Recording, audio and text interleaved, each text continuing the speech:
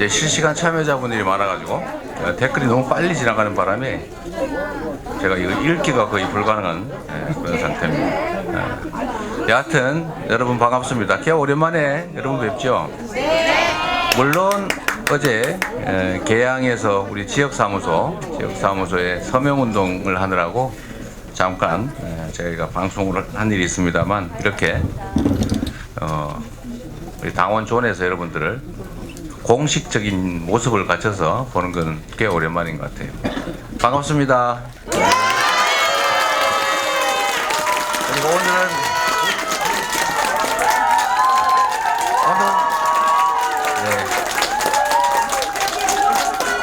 오늘은 출연자분들도 미리 좀 예정이 좀 되어 있습니다. 예정이 되어 있어서 지금 나와 계신 분도 계신데 같이 이따 좀 얘기를 나눠보기로 하고요. 요즘 이제 당 혁신, 정치 개혁, 특히 그 중에서도 당내 혁신과 관련돼서 얘기들이 참 많습니다. 모든 영역에 많은 분들이 당 혁신 또 쇄신을 얘기하고 있습니다. 지금까지 저는 뭐 여러 차례 말씀드렸습니다만, 지금 윤석열 정권이 좀 국민의 삶을 개선하는 일, 소위 정상적인 국정 업무에 집중하기보다는 어떻게 하면 야당을 파괴할까, 괴멸시킬까, 이런 데 집중하는 것 같아요. 제가 오늘 최고위에서도 말씀드렸습니다만, 길바닥에 붙여놓은 현수막들 보면 어떻게 집권 여당이 이거 하자, 저거 하자, 나라를 어떻게 만들자, 이런 내용은 없고, 거의 대부분 누구 욕을 하고 있는, 비난을 하고 있는 그런 내용들입니다. 사실 이제 야당이 감시 견제 역할을 충실히 한다고 해서 이제 국정 운영에 대해서 이제 견제를 하고 또 다른 의견을 내고 하는 것들은 매우 자연스러운 현상이고, 또 야당이 소위 여당이 하는 일을 발목 잡아서 국정 운영이 어렵다라고 하는 얘기는 우리가 수태 헌정사에서 들어봤습니다만은, 여당이 야당 발목을 잡는 일은 참 우리가 보지 못한 풍경입니다. 그렇죠? 네, 정말 특이한 풍경이에요. 정부가 새로 출범하면 새로운 정책도 많이 내고, 또 새로운 질서 시스템을 만들기 위한 법안도 많이 내고, 또 야당이 반대하면 설득도 하고 양보도 하고, 또 일종의 조정, 거래, 야당이 하고 싶은 일도 일부 허용하면서 이렇게 일정한 성과를 만들어내려고 노력하는 게 정상적인 모습이었습니다. 그런데 참으로 안타깝게도 지금 그런 모습이 전혀 보이지가 않죠.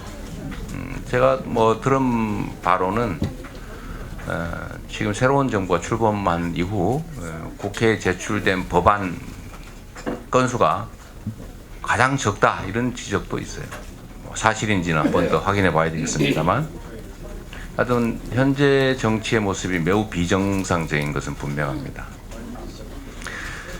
그러다 보니까 우리 야당의 대응도 사실은 거기에 맞출 수밖에 없는 거죠. 저는 새로운 정부가 출범하고 또 새로운 대통령이 당선됐기 때문에 성공한 대통령, 성공한 정부가 되기를 바랬고, 그게 뭐 그분들을 위해서가 아니고 그게 대한민국이 잘 되는 길이기 때문에 그렇게 되기를 바랬고, 또 그렇게 한다면 협력할 건 협력하면서 선의의 경쟁을 통해서 우리가 훨씬 더 나은 나라를 만들 수 있음을 보여주는 그런 계기를 만들고 싶었습니다. 그런데 시간이 지나면 지날수록 결국 네거티브 경쟁으로 자꾸 빠져드는 안타까운 현실이어서 저희들도 선택의 여지가 점점 좁아지는 그런 문제가 있습니다. 정치에서 보통 변화, 혁신, 개혁 이런 요구하고 통합, 단결, 단합, 이런 가치들이 충돌하기도 하고 서로 상보적인 역할을 하기도 합니다. 상호 보완적 역할을 하기도 하는데, 지금까지는 어쨌든 집권 여당의 전략이 뭘 잘하기보다는 야당을 어떻게든 두들겨 깨고 야당 인사들을 탄압하고 제거하고 위축시키려고 해왔기 때문에 이제 우리 야당의 과제는 어쨌든 그걸 이겨내는 것이다.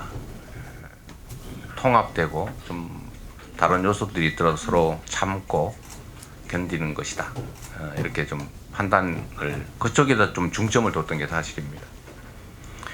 그리고 아까 말씀드리다 말았습니다만 정부 여당의 작전이 더 나은 나라를 만드는 게 아니라 오로지 권력을 행사하고 유지하는 데 집중하다 보니까 이 네거티브한 일들에 매달리고 그러다 보니 우리가 지금까지 겪어보지 못한 일들이 새로 생겨나거나 아니면 이제 사라졌다고 생각되는 일들이 다시 발생하기도 합니다. 그 대표적인 것이 검찰, 경찰의 수사권 남용, 과도한 압박으로 건설 노동자가 분신 자살을 하는 그런 상황이 벌어지지 않습니까?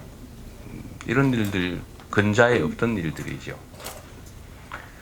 어디 국민들은 경제는 나빠지고 또 삶은 어려워지는데 정부는 그거는 시장이 알아서 할 일이지 정부가 어떻게 할 수 있는 게 아니다. 이런 태도를 취하다 보니까 버림받은 느낌, 그런 느낌이 듭니다. 참 외롭고 힘들어지는 거죠. 안 그래도 어려운데 힘들고 어려울 때일수록 우리가 자, 내일은 더 나아질 것입니다. 우리가 이런 노력을 할 것입니다. 그런 희망을 가지고 지금은 어렵더라도 함께 갑시다. 이래야 정상적인 공동체 아니겠습니까? 그런데 뭐 각자 도생, 알아서 살자, 뭐 죽어도 할 수 없다, 각자 능력의 문제다 이렇게 하면 어떻게 살겠어요, 세상을? 그래서 세상은 점점 어려워지고 이런 상황에서 지금 우리 야당이 그나마 뭐 주 69시간 이런 거 법률 개정해가지고 더 많이 일하자 이런 희한한 정책을 하겠다는 걸 다수 의석으로 막고 있잖아요. 어제 그저께 보니까 집시법 개정해서 밤에 심야에는 집회를 못하게 하겠다.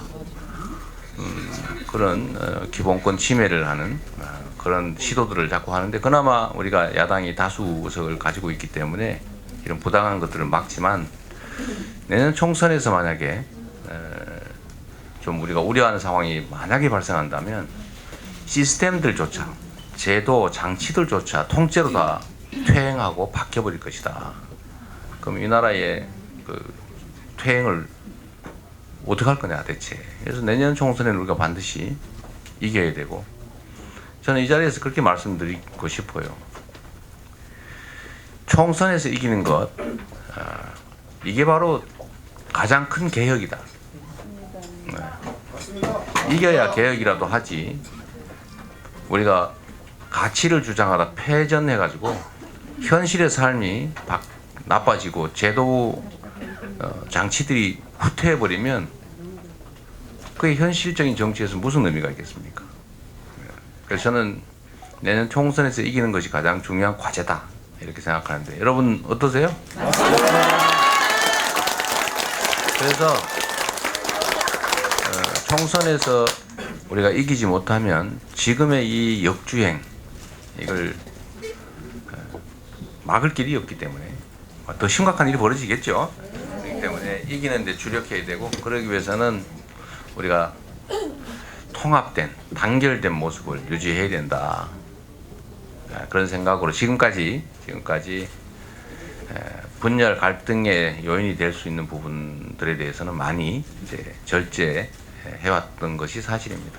그래서 사이다 김 빠졌다, 맹물 됐다, 이재명 다움이 사라졌다, 가더니 기득권에 포섭됐느냐, 결국 뭐 이런 지적들, 또 실망감들, 또 아픈 충고 이런 것들을 많이 받았던 것 사실입니다.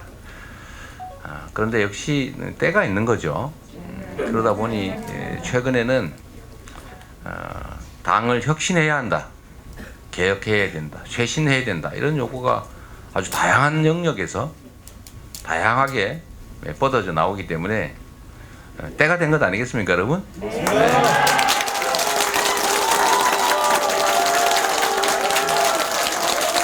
그래서 이제는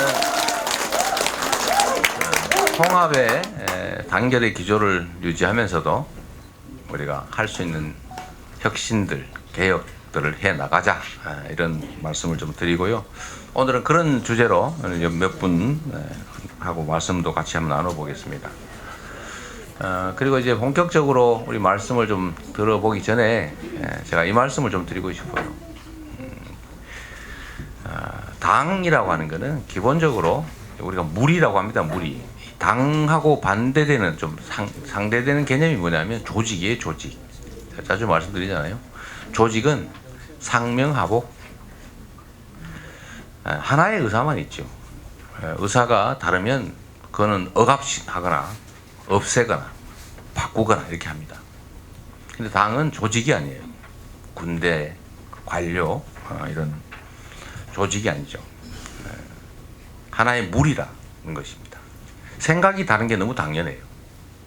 또 똑같은 인자들을 다 모아보면 아무 의미가 없죠. 마치 모래더미 같지 않습니까? 모래 많이 뭐 하겠어요. 모래더미죠. 자갈 많이 뭐 하겠어요. 자갈더미죠. 근데 이걸 모래, 자갈, 시멘트, 물을 잘 섞으면, 이질적 요소들을 섞으면 시멘트라고 하는 게 생겨나지 않습니까? 저 당은 그런 거라고 봐요. 다양성이 생명인데 이 다양성을 최대한 발휘하게 하되, 그러나 일정한 선을 또 넘어가면 콩가루 집안이 되는 거겠죠. 네. 그래서 이거를 어느 선에서 적절하게 배합할 것이냐가 매우 중요한데, 그래서 몇 가지 기준이 있습니다. 최근에 저희가 당내에 무슨 문자 폭탄이니 폭언, 모욕 이런 것들이 있어서, 사실 저는 우리 당 구성원들 사이에 할 말 하는 거 당연하지 않습니까? 사실에 기초해서 의견을 자유롭게 내는 것, 이건 민주주의의 가장 기본적인 가치이고, 이게 억압이 되면 민주주의라고 하는 게 숨 쉴 수 없기 때문에 이건 꼭 필요한 거라고 봐요. 그런 점들에 대해서 우리가 다 용인해야 된다. 다만 표현의 방식들이 폭력적이거나 억압적이거나 모욕적이거나 사실에 기초하지 않은 허위이거나 왜곡이거나 이런 거는 사실 공동체를 해치지 않습니까? 그래서 그런 것들은 철저히 우리가 또 자중해야 된다. 존중해야 된다. 상대를. 그 말씀을 많이 드려서 지금 많이 이렇게 갈등 충돌은 많이 줄어든 것 같긴 합니다만, 여전히 그런 요소들이 있다고 해요. 얼마 전에 우리 당내 여성 의원 한 분한테 좀 심한 문자를 보내서 우리 당이 그런 장치를 만들어 놨습니다. 이렇게 당내 인사들이 이렇게 폭언, 협박 또는 모욕 이런 걸 하면 우리가 당내에서 신고를 받아가지고 조사를 해요. 그래서 당원의 경우는 징계 조치를 하고, 당원이 아닌 경우는 범죄 행위에 해당되면 수사를 의뢰하거나 이렇게 하고 있는데, 얼마 전에 당원인데 답도 안 하고 그래서 결국 제명 조치를 했습니다. 했는데 또 한 케이스는 저희가 그렇다고 해서 조사를 해보니까 당원이 아니에요. 당원이 아니에요. 그러니까 이거는 두 가지 중에 하나겠죠. 당원을 가정해서 장난을 친 것이거나 이간질을 소개한 것이거나, 아니면 우리 당과 관계없는 개인적 행위겠죠. 그런 사람도 있으니까. 근데 그게 이제 지금 또 추가 조사를 제가 하도록 해놨습니다만, 그런 경우에도 확인이 좀 필요하잖아요. 그래서 저는 몇 가지 우리가 공동체이기 때문에 몇 가지는 우리가 좀 지키자. 의견은 자유롭게 내자. 의견은. 그리고 민주정당에서 상하라고 하는 게 있는 건 아니지 않습니까? 그러니까 자유롭게 의견을 내자. 당대표한테도 할 얘기 다 하고 다 하지 않습니까? 당원들끼리도 의원에게도 지역위원장에게도 당직자에게도 할 말은 하자. 다만 폭력적 언사나 모욕이나 이런 거 하지 말자. 꼬투리 잡힐 뿐만 아니라 그렇게 하면 안 되는 거잖아요. 말 한마디에 천냥빚 감당하는데 하고 싶다가도 욕하면 안 하고 싶어지죠. 그 사람 아닙니까 다. 또 사실과 다른 허위 사실에 기초해서 하는 것은 이건 음해죠. 이런 건 해서는 안 됩니다. 우리 가짜 뉴스를 비판하면서 우리끼리 사실도 아닌 허위 사실에 기초해서 비난, 비판 하면 되겠어요. 그리고 외부의 이간질에 놀아나지 말자. 좀 확인 좀 하자 서로. 이런 세 가지 원칙을 좀 정해서 잘 지킵시다. 그리고 이걸 벗어나서 고의적으로 이런 행위들이 반복되면 당의 질서 유지라고 하는 필요가 있지 않습니까? 그 점은 저희가 좀 철저하게 앞으로는 챙겨가도록 하겠습니다. 자, 우리 오랜만에 사실 복당 가셔가지고 당원된 지 얼마 안 돼요. 네. 초보 당원, 초짜 당원 민영배 의원을 모시겠습니다.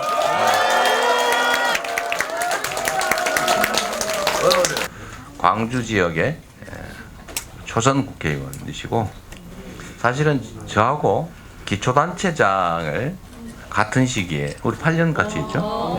8년 같이 했고 경기도에 이재명이 있다면 그 광주에는 민영배, 서울에는 노원에 김성환 이렇게 보통 있습니다. 그때 당시에도 서로 교류도 많이 하고 좋은 정책들 또는 이런 것들이 있으면 서로 많이 나누고 했었습니다. 한 말씀 하시죠. 오늘 그 말씀을 하시겠대요. 써오기는 호남에서의 당혁신 방향 이렇게 써왔는데 너무 거창하긴 한데 이게 진짜 맞아요? 이런 거 써와도 아무 소용 없다고 그러던데요. 아니 마음대로 하세요. 다 그냥 네, 말씀하세요. 대표님이 다 알아서 하신다고 그러던데. 아니 우리는 사실 잘 모르죠. 방향은 대충 감은 잡지만 구체적인 방법들은 잘 모르고 특히 더불어민주당의 본거지 저희가 텃밭이라는 표현하지 말자. 죽비 회초리 같은 곳이 호남인데 그 호남의 중심 광주에서 국회의원 활동, 정치 활동 하시니까 뭐 민주당이 어떻게 가야 될지 그런 말씀 한번 해봐 주시죠. 고민도 많이 하시잖아요. 아니 그러기 전에요. 네. 저는 성남에서 하는 걸 배우려고 애를 썼고 그냥 성남시장 하시던 이재명 시장님은 아 그런 사람이 있다더라 그런 정도였을 거예요. 뭐 그 정도는 아니었습니다. 약간 뭐 섭섭한 감정을 표출하시는 것 같은데.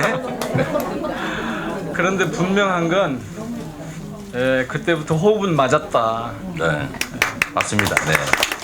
그리고 이제 아까 복당이라 그러셨으니까 당에 제가 복귀해서 당원 번호가 저 뒤로 쭉 밀렸거든요. 아 그러시군요. 근데 하여튼 복당 할 수 있도록 대표님이 결단을 내리셨다고 제가 들었는데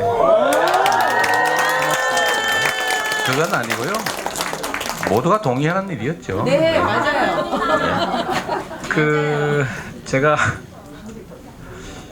여러분들 복당해야 된다고 계속 그랬잖아요. 네. 근데 너무 늦으셨어요. 별로 걱정하지 않았어요. 왜냐하면 저는 당에 대한 기본적인 믿음이 있었거든요. 일부에서 이제 어떤 분들이 뭐 탈당한 게 잘했느니 잘못했느니 이런 얘기가 있는데 그것도 저는 별로 개의치 않았어요. 왜냐하면 제가 했던 탈당 행위는 아니 당을 위해서도 당을 위해서도 입법 활동 과정이었거든요. 그러니까 검찰 수사권 축소라고 하는 그 과정에서 불가피하게 했던 것이었고 그렇기 때문에 이 행위를 놓고 무슨 위장 탈당이니 꼼수 탈당이니 하는 건 그냥 정치 공세인 거예요. 다만 이제 당에서 이것이 혹시 당이나 입법 행위를 했는데 그 행위 결과에 부정적인 영향을 미칠까 봐서 좀 뒤로 미룬 거죠. 대표님이 그거를 잘 알고 계셔가지고 그 당대표 나오셨을 때부터 그러셨잖아요. 당하고 뭔가 하여튼 당에 요청이 있지 않았겠느냐. 그래서 오해를 좀 받으셨어요. 오늘 제가 그걸 좀 말씀을 좀 드려야겠는데. 야, 짧게 하세요. 요약. 네. 하여튼 네. 지금 하고 있는 국힘에서 하고 있는 그 탈당 같은 이상한 거 말고 제가 했던 건 입법 과정이었다. 그리고 국회법을 지키기 위해서 불가피하게 했었던 일이다. 알죠. 네. 다 알죠? 네. 거기까지만 하자. 잘하셨어요. 네. 어쨌든 저는 그런 생각합니다. 언제나 정치의 근본은 개인적 삶이 아니고 우리 공동체의 문제를 다루는 거잖아요. 공동체를 위해서 누군가 특별한 희생을 당해서도 안 되고 또 특별한 희생을 당할 경우에 그에 상응하는 보상을 해줘야 정상적인 공동체가 된다. 그래서 언제나 특별한 희생에는 특별한 보상 이런 얘기를 하죠. 억울한 사람도 억울한 지역도 없게 하는 게 전 정치의 가장 기본이다. 근데 뭐 멋있는 말 많긴 한데 제가 다 못 외워가지고 그래서 우리 지금 그 말씀 잘못하시면 네. 저한테 뭔가 특혜를 줄 것 같다고 그렇게 왜곡하지 않을까요? 아니 뭐 복당하시고 이제 우리가 또 아니, 복당은 아주 자연스럽게 이루어진 거고 복당한 다음에 뭔가 혜택을 주려고 그런 거 아니냐 이렇게 오해를 하면 이미 안 우리 될 것 같아요. 국민들께서 많이 주고 계시잖아요. 예, 사실은 예, 여러분들 덕에 뭐 그냥 후원금도 순식간에 다 차고 그러니까 그 다음에 요 오늘 이 라이브 하잖아요. 지금 이 라방인데 이 민영배 TV의 회원도 엄청 늘었고 지금 현재 제 라이브 방송에는 동시 접속자가 7,500명이신데 우리 이러면- 여기 보시는 분들은 민영배 TV 구독 좀 해주세요. 우와 얼른 한 20%만 이쪽으로 좀 옮겨가 주세요. 20% 더 할 겁니다. 더 갈까요? 네. 여기 나오면 한 몇천 명 늘어난다. 10,000명 정도는 보장합니다. 그렇습니까? 제가 한번 보겠습니다. 이게 47,000인데 지금 네. 오늘 끝나고 나가면 57,000이 돼 있다 이 말씀이시네요. 안 끝나고 나면 조금 그게 시간이 지나죠. 그럼 노골적으로 네. 말씀드릴게요. 오늘 원래 이재명 TV 구독하시는 분들 있잖아요. 20%만 이쪽에 동시 구독 좀 해주세요. 예, 보상 다 받았습니다. 됐습니다. 네. 더 뭐 내놓으라겠다 큰일 날 것 우리가 같은데. 78만 분이시니까요. 그러면 20%면은 한 오. 15만 되는데 오. 그건 좀 쉽지 않을 것 같고 한 10분의 1 정도. 근데 이게 왜 중요하냐면 지난번에 여기 나오셔가지고 대표님 그러셨잖아요. 스피커를 우리가 키워야 된다. 맞습니다. 언론이 우리한테 워낙 좀 불리하니까 스피커를 키워야 된다. 그러니까 여러분들이 주변에 있는 분들한테 말씀하셔서 민주당 의원님들이나 민주당 쪽에 이 구독을 확 늘리는 게 필요합니다. 실제로 제가 탈당해가지고 있어 보니까 제일 힘든 게 그 수국 보수 언론에 국민의힘 편드는 거였거든요. 이게 좀 도가 지나쳐요. 지금. 아마 뭐 대표님 워낙 당해보셔서 아실 텐데 아주 그게 징그럽더라고요 정말. 하여튼 기울어진 운동장이 우리의 가장 큰 그 장벽인데 제가 자주 말씀드리지만 원망할 필요도 없고 그거는 우리의 현실이기 때문에 그조차 넘어야 될 벽이다. 근데 그걸 넘는 방법은 우리가 서로 소통하는 거예요. 이 정보에 의해서 결국 사람들은 판단하는 것이고 그 정보를 전달하는 게 권력이고 차단하는 것도 권력이고요.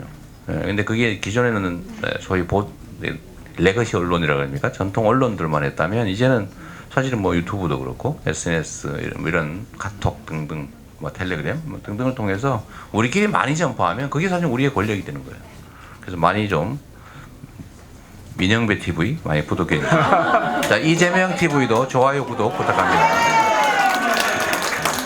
그리고 알람 설정까지.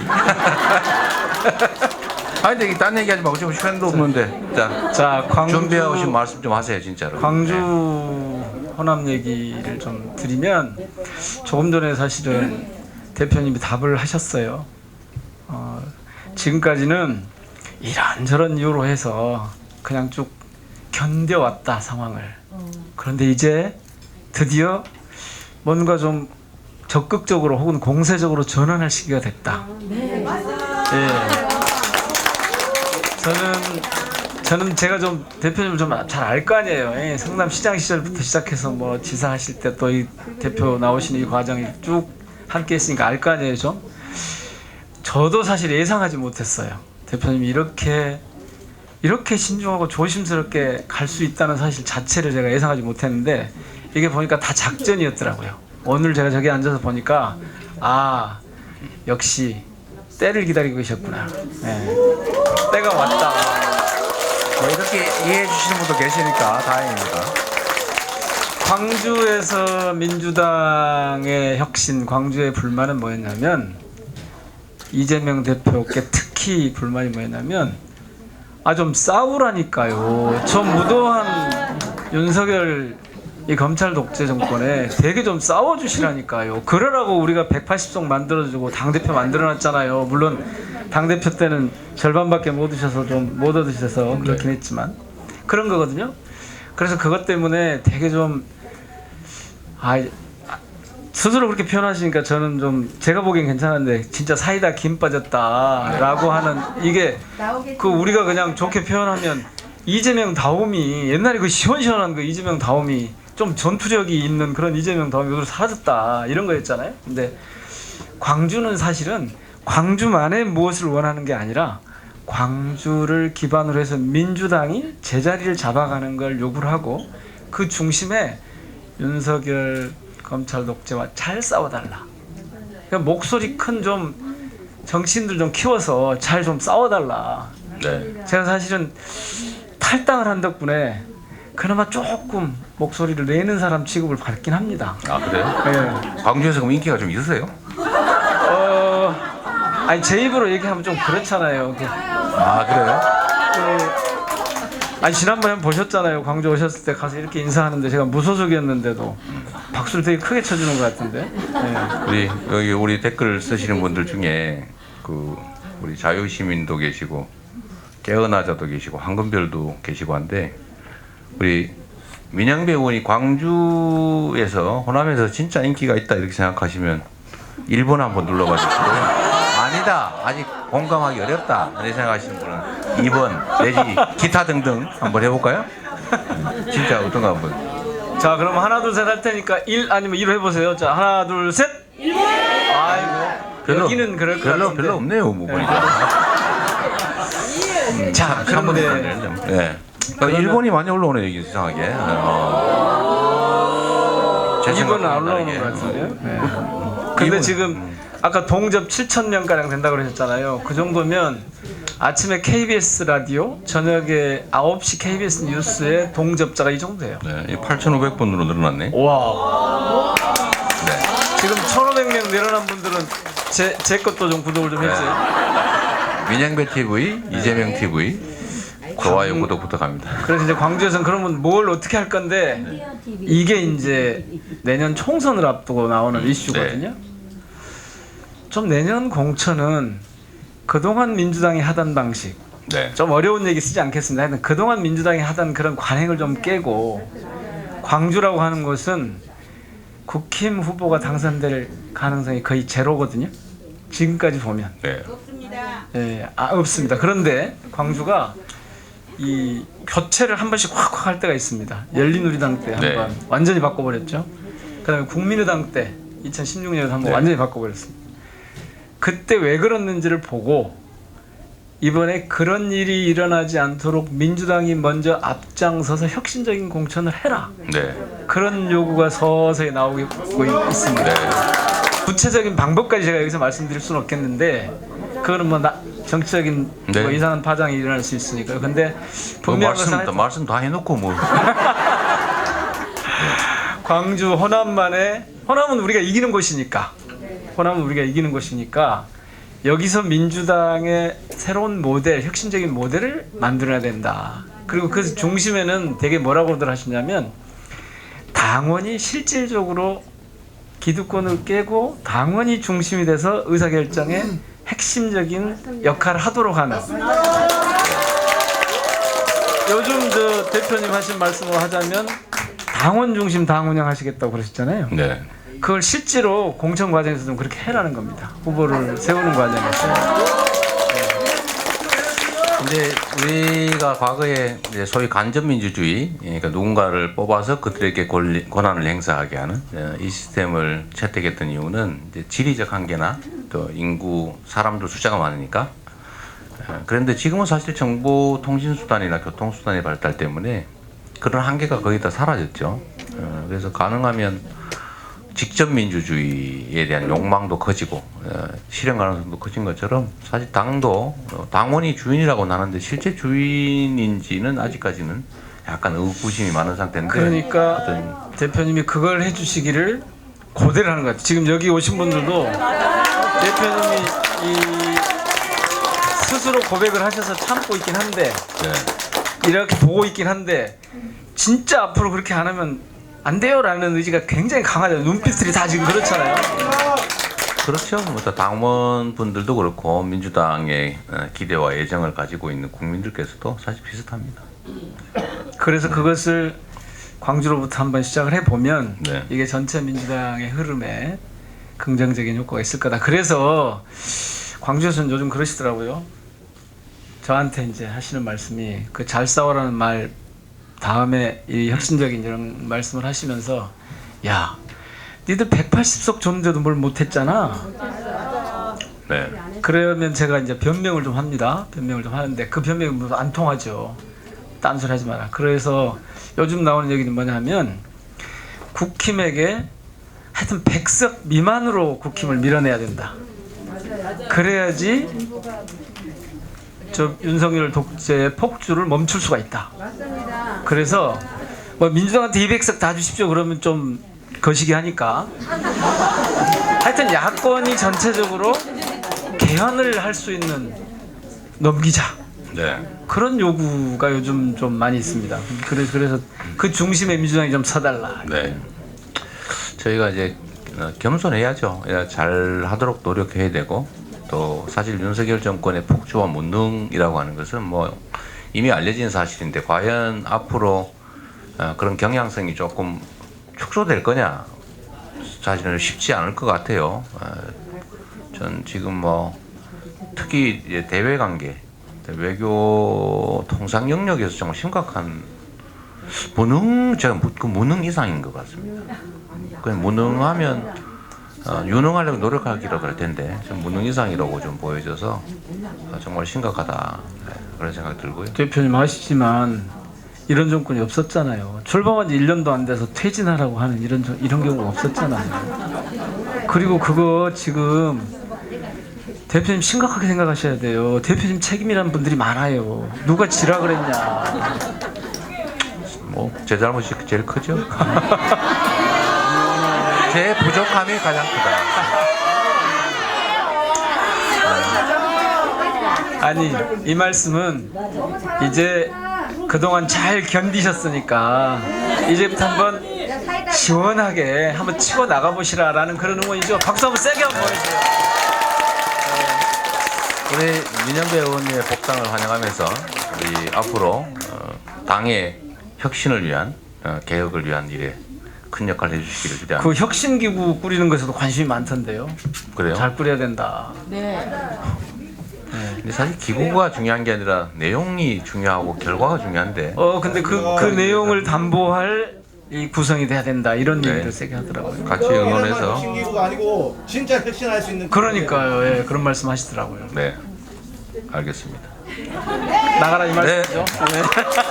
우리 참 그거 확인 한번 해보세요. 그 사이에 우리 구독자 좀 늘으셨나? 저기 봐보세요. 눌렀어요? 네. 진짜요? 네. 와. 900명 가까이 갔었어요. 제가 많이 갈 때는 4,000명 넘었어요. 아니, 동접이. 근데 구독자가 얼마나 늘었나? 구독자가 그래요? 1,500명 늘었네요. 아, 그래요? 자, 구독자를 고개만 더 15,000명으로 늘려주세요. 네. 꼭이요. 예. 네. 민영배 TV 좋아요, 구독, 알람 설정 부탁합니다. 자, 이재명 대표님 화이팅! 감사합니다. 네. 응원합니다. 끝나고 얘기 좀 해요.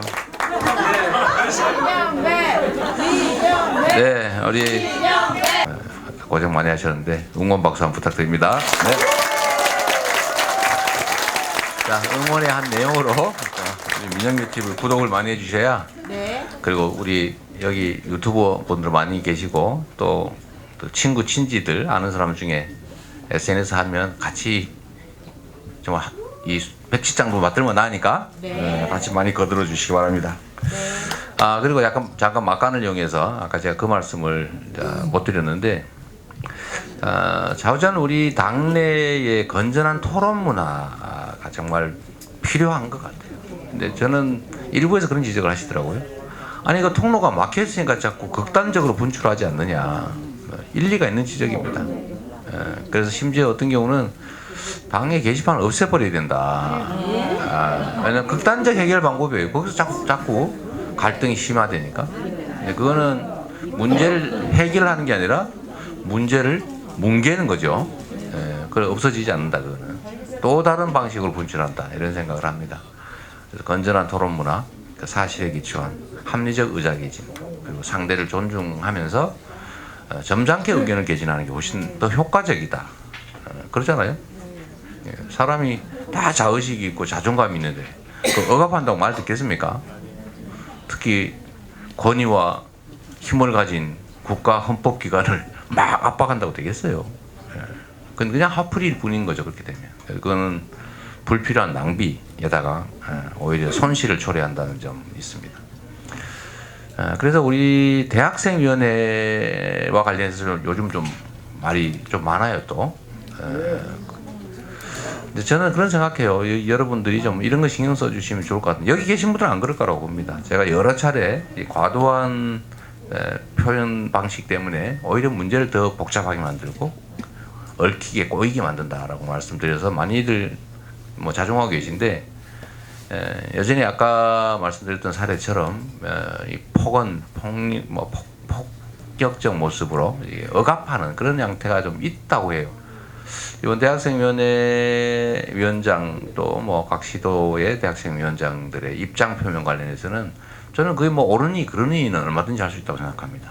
뭐 그건 입장일 뿐이니까, 주장일 뿐이니까 어느 것이 옳다라고 할 수 없는데 문제는 그걸 표현하거나 아니면 항의를 하거나 하는 방식에서 비판하는 방식에서 정말 폭언, 모욕, 위압 이런 것들은 해서는 안 된다. 그런 생각을 좀 합니다. 다양한 사람들이 모이기 때문에 그렇기 때문에 더더욱더 표현의 방식이나 이런 것들은 조심할 필요가 있을 것 같아요. 자, 우리 정말 어려운 지역에서 고생하는 분 한 분 계세요. 요새 이제 원내가 아니기 때문에 국회의원이 아니시기 때문에 잘 모르시지만 역시 부산에서 기초단체장, 구청장을 하시면서 발군의 실력을 발휘했고 또 일반 당원이면서도 그 시당위원장 경선에서 이겨가지고 시당위원장이 되신 우리 서은숙 최고위원님을 모십니다.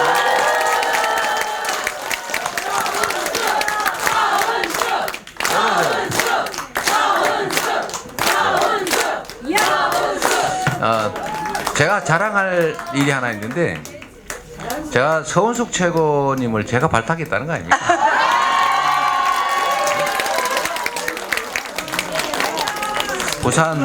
부산에서 어려운 지역에서 고생하고 계신데요. 이뻐요. 우리 서은숙 최고위원님은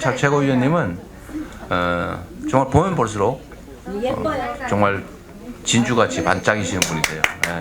감사합니다. 내공도 그리고 실력도 아주 강한. 뭐 하자고요? 국회 들어가자. 내년에 아마 들어오실 가능성이 조금 있는데 확실하게 만들어주는 건 우리 여러분의 몫이 아닐까 싶어요. 네. 자, 이제 한 말씀 하시죠. 네. 네, 안녕하세요. 서은숙입니다. 반갑습니다. 네, 우리 대표님 말씀대로 우리 대표님이 잘하시는 게 너무 많으신데 그중에 사람 보는 눈이 참 좋으신 것 같아요. 네, 우리 대표님의 사람 보는 눈이 정확하다는 걸 꼭 입증하고 네, 내년에 꼭 부산은 정말 절실하게 승리가 필요합니다. 네, 정말 부산에서 민주당의 승리를 만들어내기 위해서 저뿐만 아니라 우리 부산 지역의 많은 이 위원장님들께서 함께 뛰고 계시는데요. 여러분께 내년에 부산 민주당의 새로운 이 루키가 될 수 있도록 열심히 뛰겠습니다. 네. 사람 보는 눈이 좋다는 이 말씀은 양수 격장에 해당되는 말씀이었습니다. 감사합니다. 같이 살자. 네. 함께 살자. 그럼요, 대표님. 네. 민주당 같이 살자 정신이 필요합니다. 네. 네. 좋은 말씀이시고요. 우리 부산은 사실 이제 정치적으로도 매우 의미 있는 지역이기도 한데 최근에 그 일본에서 희한하게 그 자기들이 처리하면 될 일을 안전하다면서도 바다에다가 핵 오염수를 투기하려고 하지 않습니까? 아니, 안전하면 그냥 가지고 있지. 그걸 왜 갖다 버리나 모르겠어요. 그것도 막 섞어가지고 희석을 해서. 어쨌든 후쿠시마 핵 오염수 투기 행위, 네. 해양 투기로 제일 그 심각한 피해를 입는 지역이 또 부산이라고 그래요. 네네. 인구도 부산 많고. 앞바다가 제일 위험한데 저희가 그 지지난주에 부산 지역의 수산 관계자들과 간담회를 한번 했습니다. 해녀분도 오시고 또 어촌계 계시는 분도 오시고 수역 관계자도 오셨는데 너무 가슴 아팠던 게 이분들이 다 발발 떨고 계세요. 이제 이게 후쿠시마 오염수가 방류된다는 얘기가 나온과 동시에 누가 회를 먹으러 오겠습니까? 누가 올여름에 해운대 바다에 수영하러 오겠어요? 그러니까 관광업계와 이 수산업 관계 횟집부터 다 무너지는 거죠. 그래서 발발 떨고 있으면서 싸워달라고 얘기하셔서 저희가 함께 싸우자고 말씀드렸습니다. 부산은 저희가 뭐 현수막도 일찌감치 걸었고요. 요즘 피켓팅도 열심히 하고 있고 이번 주 토요일은 시민단체와 함께 집회도 하고 할 예정입니다. 그리고 이제 앞으로 이 후쿠시마 시찰단 이번 주에 돌아오면 더 따져 물어야 되죠. 7월 달에 방류하겠다라고 하는데 지금 바로 코앞입니다. 그래서 6월 3일 날 부산에서 영남권 민주당에게 좀 민주당 전체가 힘을 모아서 후쿠시마 오염수 방류를 결사반대하는 집회를 할 예정인데요. 시민단체 함께 할 예정입니다. 대표님 와주시면 좋겠습니다. 네. 갈 가능성이 절반입니다. 네. 들으셨죠, 여러분? 네, 오늘 이 방송 들으시는 우리 영남권의 당원 동지들 그리고 관심 있는 우리 많은 당원 동지들 민주당이 힘을 모으고 시민단체와 함께 후쿠시마 방류 이걸 함께 막아냈으면 좋겠고 6월 3일 부산입니다. 네. 네, 못 갈 가능성이 절반 이상입니다. 여러분들이 반 채워주세요. 그날 아마 재판이 있지 않을까 싶은데. 나쁜 사람들. 네. 자, 지금 역시 오늘의 화두는 이제 당 혁신, 또 정치 혁신, 내년 총선 승리는 어떻게 가능한가, 뭐 이런 얘기인데 네. 우리 성우숙 최고님은 우리 영남에서 보는 우리 당 혁신의 과제, 또 방법 이런 말씀 한번 좀 해봐 주시죠. 네, 영남이 뭐 상대적으로 당세가 약하기 때문에 우리 당원들의 어떤 이 당에 대한 결속력들은 훨씬 높습니다. 그리고 우리 당원들의 더 기세를 모아 나가야 무엇이든 이겨낼 수 있고요. 그래서 많은 분들이 대의원제 폐지와 관련해서 영남 지역에서 오히려 더 반대하지 않아요? 라고 얘기를 하십니다. 근데 얼마 전에 이제 원외위원장들이 모여서 총회를 했는데요. 오히려 대구 경북 위원장들도 대의원제 폐지에 동의를 하시고 이제는 당원 140만의 민주당이 1인 1표를 통한 대의원제를 폐지해야 된다는데 다들 의견을 모으고 계시고요. 우리가 당원이 50만도 안 되던 시대가 아닙니다. 지금은 당원 140만 시대에 대의원제 폐지를 통한 당의 혁신이 첫 번째 과제가 아닐까 생각하고요. 네, 동의하시죠? 네. 제가 사실 그저께 저녁에 네, 함께 저녁 하셨죠. 오후에 네. 원외위원장님들 58분 모이셨던가. 네. 그래서 같이 만나 뵀는데 저는 거기서 반대 많이 할 줄 알았거든요. 그 소위 이제 지역위원장 중에 이제 원내, 소위 국회의원이 되신 분, 또 원외 국회의원이 못 되신 지역위원장이 두 부류가 계신데 원내 소위 국회의원은 가진 게 많잖아요. 네. 그 중에서 전 지역별, 지역위원회별 전국대의원회라고 하는 게 네. 사실 전체 큰 중에 보면 작단 말이에요.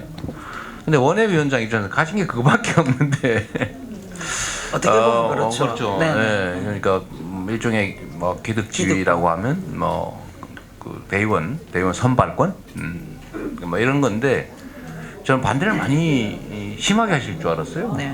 근데 저는 의외로 흔쾌히 오히려 뭐 더 열정적으로 이렇게 없어져야 된다고 하는 거 보고 정말 놀랐어요. 네, 오히려 뭐 대구, 경북이나 경남, 부산의 지역위원장들께서 더 먼저 제안을 하셨고 흔쾌히 동의를 하셨고 또 지난 저희 부산시당위원장 선거 과정에서도 대의원제 폐지가 아주 뜨거운 이슈였는데 이에 대한 정말 반대 의견들이 별로 없었습니다. 네. 그래서 우리 당이 힘있게 밀고 나가야 될 개혁 과제가 아닌가 생각합니다. 네. 넘어야 될 산은 많긴 합니다. 네, 뭐 산은 넘으라고 있는 것이고. 아 네. 그렇군요. 아 몰랐습니다. 저는 뭐 어쩔 수 없이 넘어야 되는 줄 알았더니 넘으라고 있는 거죠. 네, 우리 대표님께서 길 안내를 잘 해주셔서 같이 잘 넘어가면 될 것 같습니다. 이쁜 사람은 말도 잘해. 우리 서은석 최고위님, 제가 사람 잘 골랐지요? 네. 네, 꼭 원내를 육성하시기 바랍니다. 잘 골랐습니다. 네, 뭐라고요? 저희는 대표님을 잘 골랐다고요. 맞습니다. 감사합니다. 맞습니다. 맞습니다. 77.78. 대표님, 근데 제가 꼭 드리고 싶은 말씀이 있는데 이제 부산 경남 선거가 다들 어렵다고 보시잖아요. 근데 이제 부산과 경남을 조금 놓고 보면 우리가 선거가 보통 이렇게 지역구 구도도 좋아야 되지만 인물 경쟁력도 있어야 돼요. 이 두 가지가 다 중요한데 경남은 상대적으로 이 지역구의 편차가 좀 심한 편입니다. 예를 들면 김해나 양산, 뭐 창원 같은 이런 약간의 중소도시를 제외하고 서부 경남으로 가면 굉장히 지역세가 어려운 곳이에요. 그래서 상대적으로 인물 경쟁력보다는 지역의 어떤 지역구의 성향이 많이 반영이 되는 곳인데 부산은 단일 지역구입니다.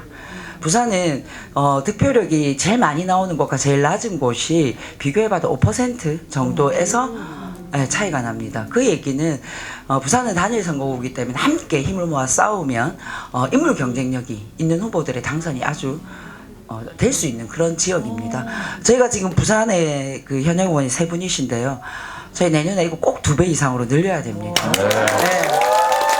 여러분, 우리 부산에서 뛰고 있는 물론 많은 우리 선수들을 응원해 주셔야겠지만 부산에서 뛰고 있는 우리 지역위원장들 또 후보가 되실 분들에게 여러분들이 더 많은 관심을 보여주시면 부산에서 정말 의미 있는 결과 만들어내도록 하겠습니다. 네, 부탁드립니다. 우리 네. 약간 질이 멸렬하는 느낌? 서은수 연호가 그래요? 다시 한번 해볼래요? 안 되겠습니다. 한 번 더 힘있게 하겠습니다. 서은수! 아니군요. 약간 박자가 안 맞아서 생긴 그렇죠. 일시적 현상. 그렇습니다. 하여튼 부산에 저희가 이제 그 호남 쪽에 기반이 좀 강한 편이고 또 전국적으로도 영향이 큰데 이제 수도권 이제 서울, 경기, 인천 쪽에 우리가 또 경쟁력이 어느 정도는 좀 있습니다만 이제 영남이 좀 어렵잖아요. 네. 그 중에 이제 부울경 지역은 약간 그 대구 경북보다 좀 낮고 삿발을 잡을 수 있죠. 네. 그런데 그래도 참 어려운 지역이 네. 아닙니까? 근데 저는 사실 그런 생각들 많이 해요. 이게 보통 투표율이 한 50-60% 네. 선인데 결국 절반은 투표하지 않는다. 현재 결국은 지지층, 지지 그룹들이 얼마나 적극적으로 투표에 임하냐가 상당히 큰 영향을 미칠 거거든요. 네, 아주 중요하죠. 그런 면에서 우리 당원들의 역할 또 사실 권리당원만 120만이라고 하는 것은 정말 적은 숫자입니다. 세계적으로 이런 경우가 별로 없다고 공산당 빼고는 네, 없습니다. 실제 그렇습니다. 실제 이런 민주정당이 100만이 넘는다. 이거는 전 세계적으로 거의 찾기 어려운 그렇죠. 그런 사례입니다. 근데 우리 대한민국의 우리 더불어민주당 당원 여러분들, 특히 권리당원 여러분들, 저는 이런 우리 당의 역할을 하겠다라는 이런 의지 정말로 중요하다고 보고요. 또 그 존중받아야 되고, 그래서 당세도 계속 키워야 되고, 네. 또 민주당을 지지하는 분들한테 저 정당은 정말 당원과 국민의 의지를 존중하는 정당이다.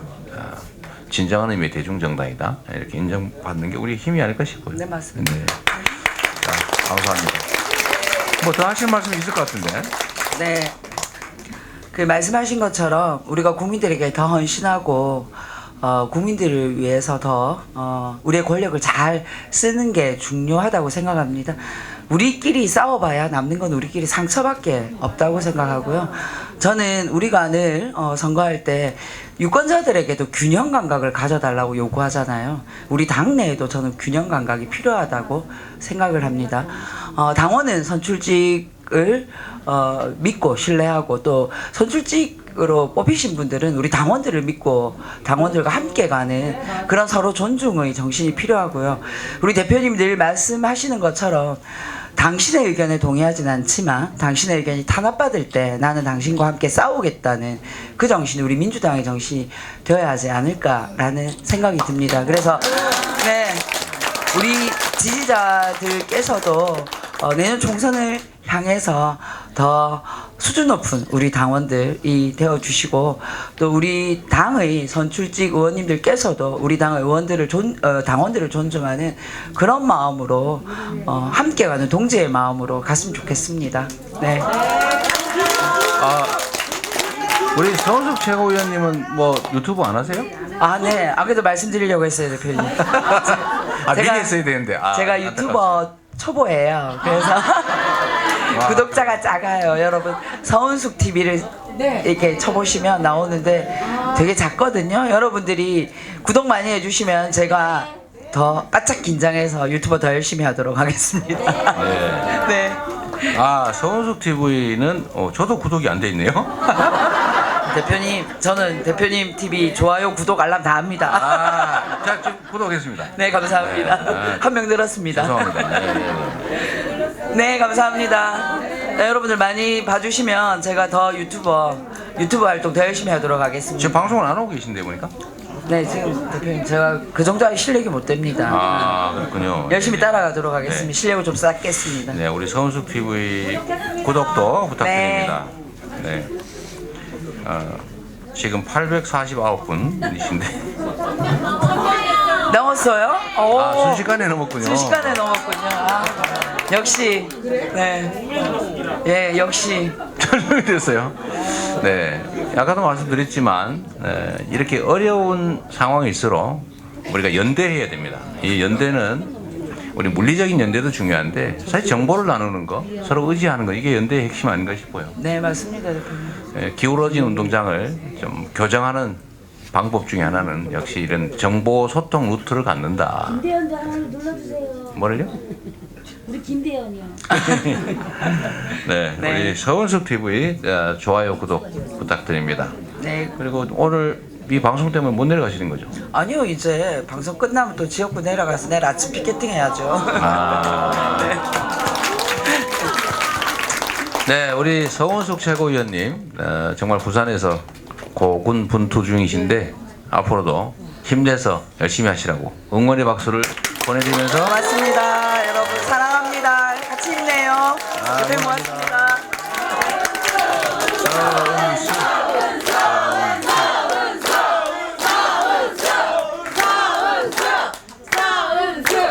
네.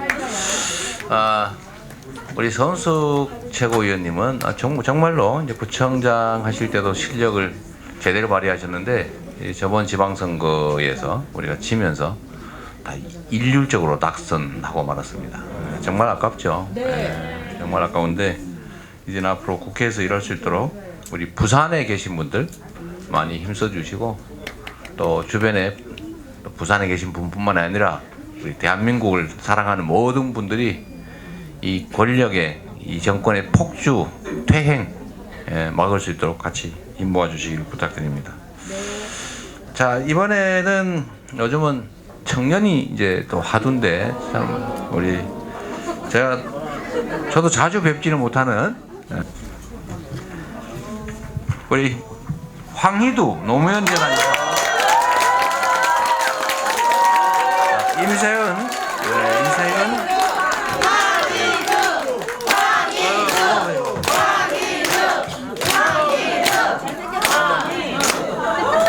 자, 앉으십시다. 멋있대요. 제가 이 황해도 TV 제가 자주 보고 있거든요. 그 계정명이 히디디 이렇게 돼 있대요. 히히디 해서 아, 그 히히디. 로고는 네. 이제 제 이름에 딴 건데 이렇게 황희두. 뭔가 눈 부릅뜨고 이렇게 잡으러 가겠다. 히히디 이렇게. 흐흐드.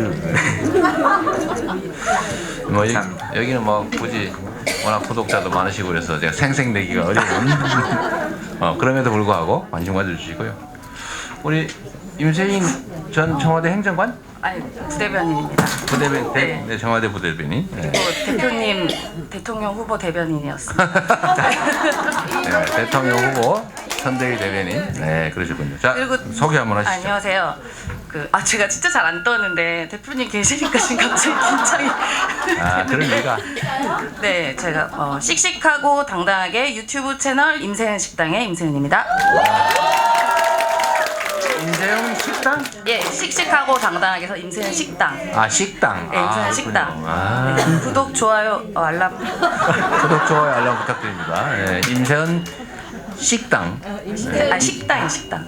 식당이 아니고 식당. 식당. 아, 네네. 씩씩한 당당한. 씩씩하고 당당하게. 네. 아, 너무 어려워요. 하여튼 임세훈 치면 나오겠죠? 네, 나옵니다. 저는 지금 24,000명 정도 되는데요. 오늘 3만 명 만들어 주시면 네. 한번 실력을 한번 보여주죠. 치열하게 싸우도록 하겠습니다. 기회 될 때마다 부탁드립니다. 우리 황유두 우리 가만있어 뭐라고 불러야 되나요?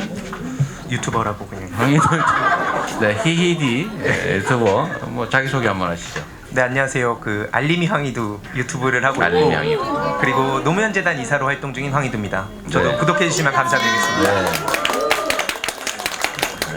알림이 황희두. 근데 계정명은 히읗히읗히읗으로 돼서 찾기 어렵죠. 근데 하시면 바로 그냥 나와요. 떠요. 아 그렇군요.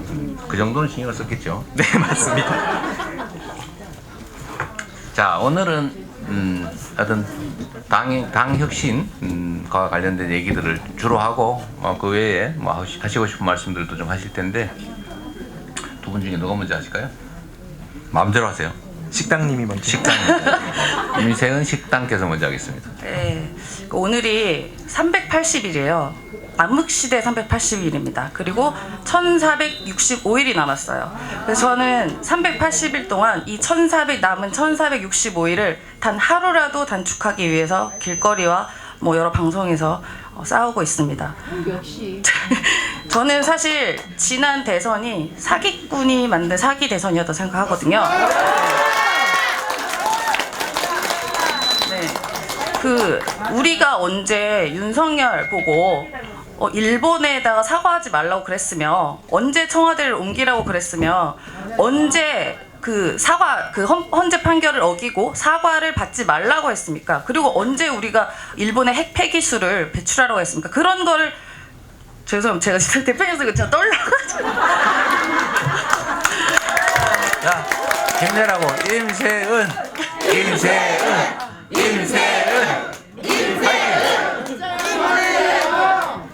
제가 진짜 정말 안 떴는데 딱 떤 적이 2번이거든요. 지금 대표님 옆에 계실 때랑 지난번에 매불쇼 나와서 정영진 씨 보고 떨었던 거 딱 그거 2번째입니다. 생방송 가도 안 떠는데 오늘 갑자기 떨리네요.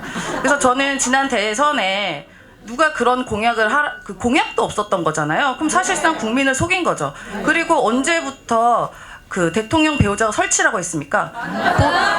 본인이 안 설친다고 나와서 대국민 사과까지 했기 때문에 저는 그래서 그 차이는 0.73%를 더 넘을 거라고 생각해요. 네.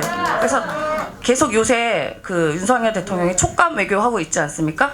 그래서 저는 뭔 외교? 촉감 외교. 촉감 외교? 네, 사실상 뭐 핵공유 느낌.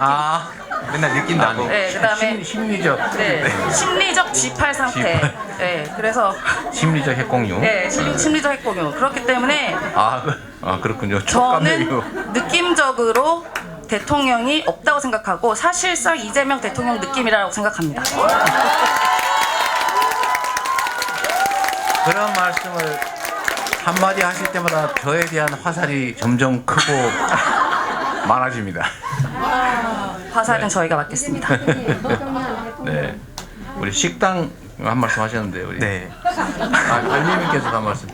저는 디지털 시대 민주주의 위기 그 얘기를 좀 해보고 싶었어요. 그러니까 매번 심리전 얘기도 했고 특히 어제가 노무현 대통령 14주기였잖아요. 근데 그 되게 유사한 모습들이 많이 보이더라고요. 그러니까 전직 대통령도 벼랑 끝으로 몰아갔던 사람들이 지금 다시 현 정부에서 주 요직을 차지하고, 그러니까 이게 사실 그런 걸 보면서 너무 충격을 받았고, 저는 그러면서 정치적 성향이 달라진 거거든요. 어떻게 뭐 국민들을 대상으로도 그리고 뭐 전직 대통령을 그렇게 심리전을 한다고 할 수 있을까? 그래서 그거에 충격을 받아서 공부를 했고 이렇게 왔는데 진짜 그때 그 유사한 모습들이 똑같이 보이더라고요. 그래서 저는 너무 충격을 받아서 내가 할 수 있는 게 뭘까? 그래서 저는 그냥 유튜브 파고 뭐 청년들하고 공부 모임 하고 뭐 그냥 그러고 있는데, 그 얘기를 앞으로 당에서 어떻게 대응할 수 있을까? 뭐 그 얘기를 많이 해보고 싶었습니다. 네. 실제로 참 그 어려운 과제이기는 한 것 같아요. 그리고 당에 저도 당무를 해보는 거 이번이 처음이어서 뭐 당무에 관한 한 초짜죠, 초짜. 저도 초보인데 정말로 일이 많고, 그 유명한 얘기였죠. 되는 것도 없고 안 되는 것도 없고, 결국은 이제 그 골라내야 된다. 그 중에 이제 급선무, 그러니까 현안에 주로 치이게 되는 것 같고요. 정말 일이 많은데 그 중에서 우리가 우리의 미래에 관한 이야기, 오늘도 뭐 청년 연석회의 뭐 얘기도 좀 했습니다만, 미래가 없는 사회 같아요. 우리 사회가.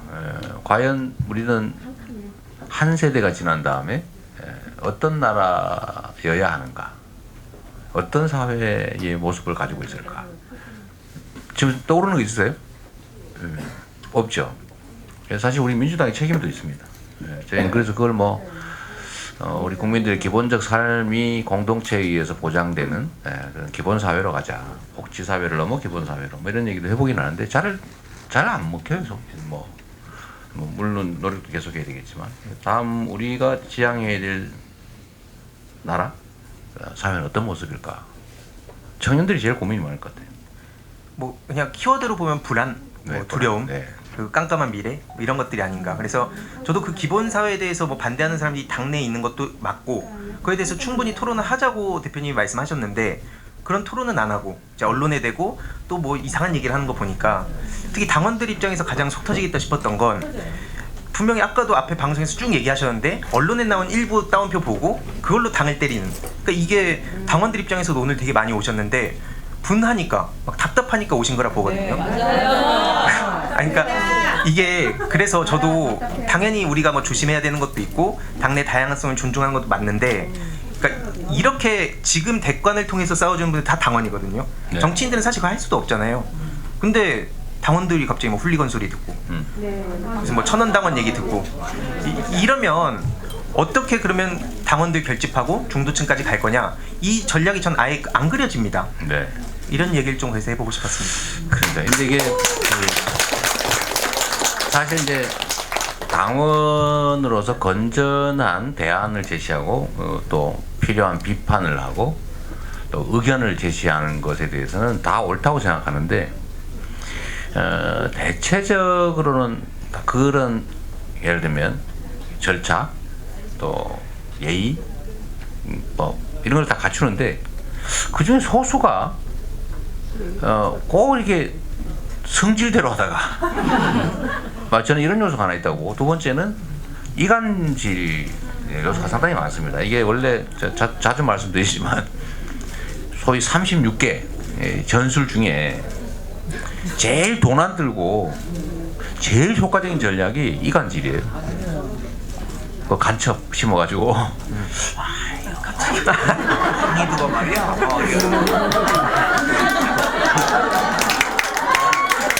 이러면 순식간에 차이가 나빠지거든요. 이게 한 번 들을 때는 괜찮은데 두 번 듣고 세 번 듣고 이러면은 진짠가? 그리고 확인할 길이 없을 때는 진실로 믿어버리죠. 그래서 물어볼 수도 없는 경우도 많고. 그래서 이게 이관계는 아주 많이 쓰이는 아주 저렴한 효율적인 전략인데, 사실 우리가 그런 것들을 언제나 경계해야 되거든요. 그러니까 제가 아까 시작할 때도 말씀드렸습니다만, 막 당원이다, 이거 분명히 극렬 당원이다, 이재명 지지하는 팬덤 결별 이래도 안 할래, 그랬는데 딱 조사를 해보니까 아니야. 모르는 사람이야. 네, 당원도 아니에요. 이런 경우, 이런 경우는 사실은 불필요하게 우리 내부 갈등의 요인이 됐지 않습니까? 그러니까 그런 거 잘 가려내야 되는 거죠. 그러니까 꼬투리를 잡히지 말아야 된다. 앞으로 아마 조사를 많이 할 텐데 왜냐면 우리가 기구도 만들어놨고, 네, 그러니까 어쨌든 뭐 이렇게 말에 발각이 되면 우리가 이게 자꾸 내부 갈등 요인을 만들어내는 경우는 책임을 물어야 되거든요. 네, 책임을 물어야 되고 대신에 저는 의사표현을 활발하게 하자. 말도 못하나. 뭐 당 대표에 대해서도 얼마든지 얘기할 수 있는 거죠, 그죠? 그런 것처럼 자유롭게 하되 꼬투리 안 잡히게. 전 그래서 정치인들한테 부탁하고 싶은 게 있었습니다. 뭐냐면 그래요. 본인은 정치인 아니군요. 장대 흐르듭니다. 네. 그 정보 유통 창구 오늘날 특히 지금 막 청소년 청년들은 완전 또 달라졌거든요. 뉴스레터 소비하고 뭐 에타라든지 그런 커뮤니티 그런데 올라온 글 보고 뭐 유튜브 쇼츠 같은 거 보고 네. 그게 또 언론에 연결돼 있고 그러니까 이게 막 다 복잡하게 구조적으로 얽혀 있는데 뭐 이런 거는 한 줌이다. 커뮤니티에 있는 내용들은 실제 민심과 다르다. 근데 당연히 다릅니다. 하지만 이게 일부가 지금 이재명 대표님 당하시듯이 계속 언론에서 무한 반복하면 그게 사실이 돼버리는 시대거든요. 그렇죠. 네. 그러니까 정치인들이 뭐 중도 다 좋고 외연 확장 좋은데 그럼 본인들은 정보 유통 어디서 하는가? 그리고 요즘 사람들이 여론 형성 어디서 하는가? 이걸 한번 다 모아서 그 집단 지성임을 한번 그 여기 여의도 안에서 정리를 한번 해봤으면 좋겠습니다. 네. 너무 뜬구름 잡는 것 같아서. 네. 저는 임시영 대변인. 네. 말씀. 저는 뭐 당내에 뭐 비판도 있을 수 있고 때로는 잘못하면 뭐 혼도 날 수도 있는 거죠. 근데 그거를 건전한 당내 토론으로 풀 수도 있는 것들을 굳이 또 외부에 특히 언론에다가 이야기하는 행태들이 저는 그 같은 당원으로서 좀 사실 용납이 되지가 않습니다. 네.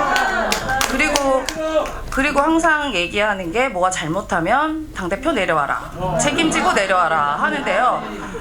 그런다고 제가 안 내려가니 걱정하지 마세요.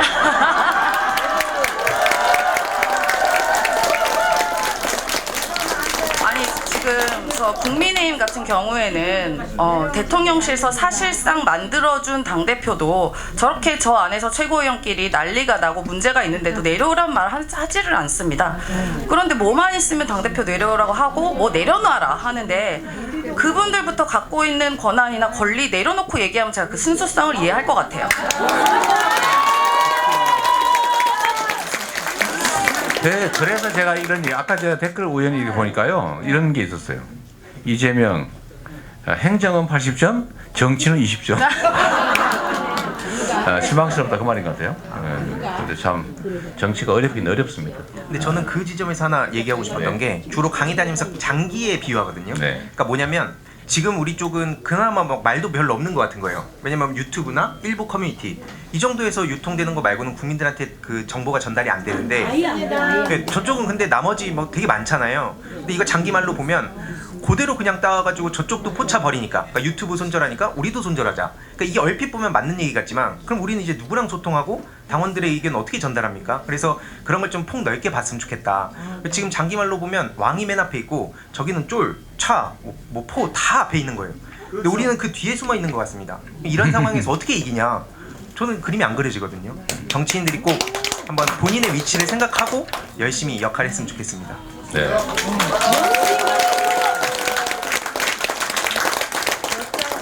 하여튼 약간 과도기 같긴 해요. 그러니까 우리가 저도 당내에서 가끔 그런 말씀을 드리긴 하는데 우리가 이제 집권 세력이었고 또 압도적 다수당이고 이러니까 책임감이 있어서 우리는 매우 선량한 쪽이잖아요. 말 같지 않은 소리를 못하는. 저쪽은 보면 정말 말 같지 않은 소리 정말 많이 해요. 제가 뭐 반박을 하려도 이거 말을 섞기가 싫을 정도. 제가 저쪽 얘기 잘 안 하잖아요. 그래서 우리는 그래도 합리적인 선 안에서 근거를 가지고 비판하는데 저쪽은 정말 논리가 없는 그냥 막 되는 대로 나오는 아무 말 대잔치. 근데 그게 또 언론에 이렇게 메인으로 장식되고. 그러니까 속 터져요. 그러니까 속 터지시죠? 아이고. 뭐 그렇다 가슴을 너무 세게 치지 마세요. 가슴을 치시는데 속 터지죠. 아 진짜 병 생겼어요. 그러니까 왜 저쪽은 저러는데 우리는 가만히 있냐? 맞아요. 똑같이 하면 똑같은 사람 되거든요. 그래서 제가 아침에 그 현수막 얘기도 했지만 저쪽은 순 야당 욕이에요. 할 일이 그밖에 없습니다. 국민이 대한민국의 운명을 정말 결정할 권력을 줬잖아요. 그 엄청난 권력을 가지고 겨우 하는 게 뭐 야당 흉보는 거. 좀 야당이 좀 그렇게 해도 좀 이렇게 안고 좀 뭐 일이 되는 쪽으로 국정에 도움이 되는 쪽으로 해야 될 때 참 아쉽고, 지금 당 여당도 보면 거기 시작이 누가 어떤 기자분이 그러시더라고요. 그 민주당 최고위원회의는 뭐 경제는 민생은 이렇게 시작하는데 저쪽은 이재명 대표는 이렇게 시작한대요. 진짜인지 아닌지 모르겠는데 너무 안타깝다 하는 생각이 들어요. 맨날 할 게 없으니까. 그래도 우리가 똑같이 할 수는 없다. 말씀드린 것처럼 우리가 거대 압도적 일당이고 또 집권 세력이었고 1년 전까지 그리고 국정과 국가에 대해서 국민에 대해서 책임감이 너무 여전히 강하기 때문에 그냥 공격용 뭐라 그럴까 빈말 또는 과도한 언사 이런 것들 막 남발하지는 못해요. 좀 제가 보기도 좀 답답할 때가 있긴 한데 근데 그게 또 맞는 태도일 수도 있습니다. 그러나 여러분 우리 흐흐드께서 좀 답답해 하시는 거 보면 특히 세대가 좀 젊을수록 야 저게 정말 이재명 고구마 됐냐? 뭐 이런 얘기도 사실은 좀 요즘 언론에도 나오더라고요. 그러긴 한데 결과로 우리가 또 증명을 해야 되고 또 책임이라고 하는 게 있기 때문에 하여튼 그것이 쉽지 않은 점들이 있습니다. 자, 이거 내가 변명한 얘기 돼버렸네. 하여튼 아까 80%라는 생각나서 어떤 모 증인이 법정에 나와서 뇌물 준 거 맞아요? 80%는 줬고 20%는 아닙니다. 이렇게 얘기해가지고 확률로 얘기했는데 여기도 보니까 80%는 행정은 80%, 정치는 20% 이라서 제가 약간 충격을 받아가지고 잠깐 충격을 받아서 엉뚱한 대로 헛소리를 한 것 같습니다. 자, 우리 두 분 또 뭐 준비하신 말씀 있으면 좀 해주세요. 저 그 나온다니까 좀 몇 분 이제 대신 질문 좀 해달라고 하셔서 그 네. 장경태 혁신안 있었잖아요. 네. 근데 그게 또 발표가 언제 되는지 궁금해하시더라고요. 원래 사실은 제가 그 장경태 최고위원 혁신위원장한테는 매우 미안한 일인데요. 그 혁신위원회가 상당히 준비를 탄탄하게 잘 했어요. 지금도 뭐 여전히 하고 있는 상황인데 제가 발표를 좀 미루도록 요청을 했습니다. 왜 그랬냐면 그때도 한번 보셔서 알지만 뭘 얘기만 하면 그냥 갈등 소지가 돼가지고 안에서 막 그거 가지고 싸우고 그래서 제가 좀 보류합시다 이제 했는데 지금 이제 오늘 원래 그 최고위에서 그 내용을 좀 공유하고 그 다음부터는 하나씩 저희가 혁신안을 실행 가능한 것부터 이제 집행을 하려고 했는데 오늘 회의가 막 좀 촉박하게 끝나는 바람에 그 얘기를 다 못했어요. 근데 아마 금요일 정도부터는 공식적으로 보고할 거고 그 중에서 우리가 할 수 있는 거 뭐 꼭 혁신위원회 외부 인사 안 해도 새로 안 꾸려도 할 수 있는 거 하면 되지 않습니까? 그것들 하고 이것들 할 생각인데 혁신안은 매우 준비가 잘 돼 있다고 해요.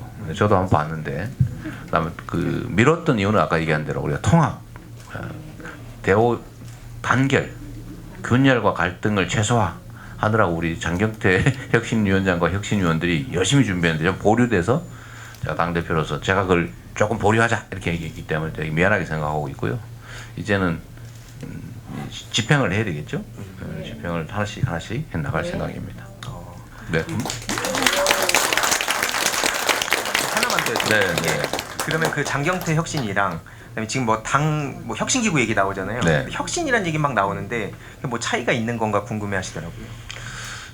그건 뭐 의총 때 이제 뭘 하자고 얘기를 해서 나온 이제 결론인데 그 뭐 두 가지를 합쳐서 할 수도 있겠고요. 근데 의논을 좀 모아보는 중입니다. 이렇게 완벽한 외부만으로 하는 게 바람직하냐? 또 내부를 하면 누가 할 거냐?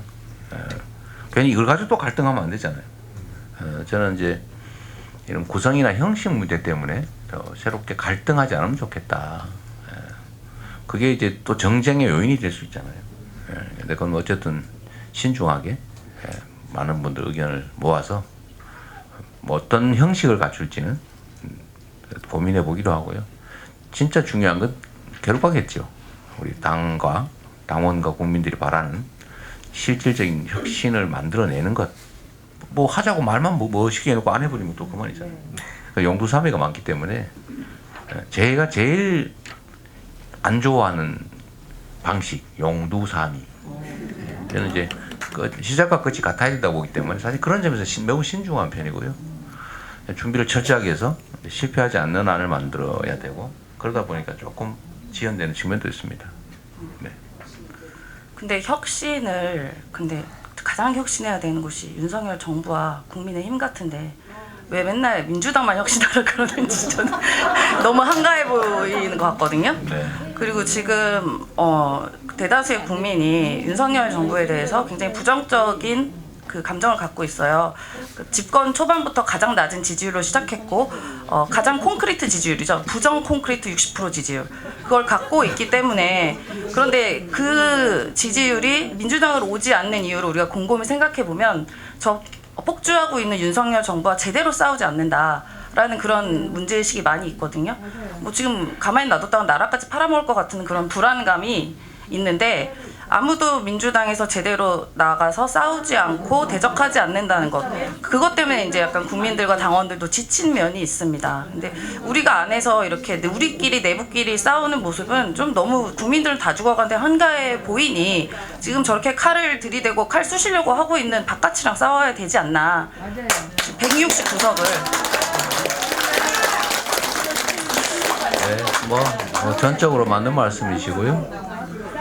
근데 혁신의 대상으로 치면 현 정권과 네, 윤석열 정권과 여당이 훨씬 더 그런데 그건 남의 집안일이잖아요. 거기는 자기들끼리 다 뜯어 고쳐야 되는데도 혁신의 혁도 안 나옵니다. 거기는 이제 우리 국민들께서 뜯어 고쳐 주실 거고요.